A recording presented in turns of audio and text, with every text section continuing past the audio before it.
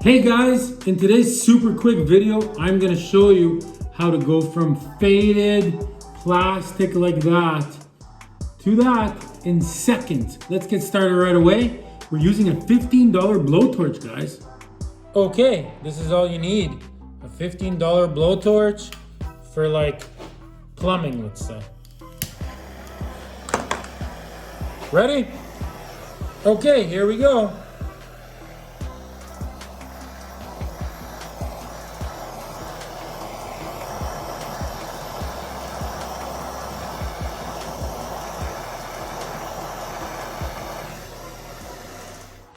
Okay guys, well there you have it.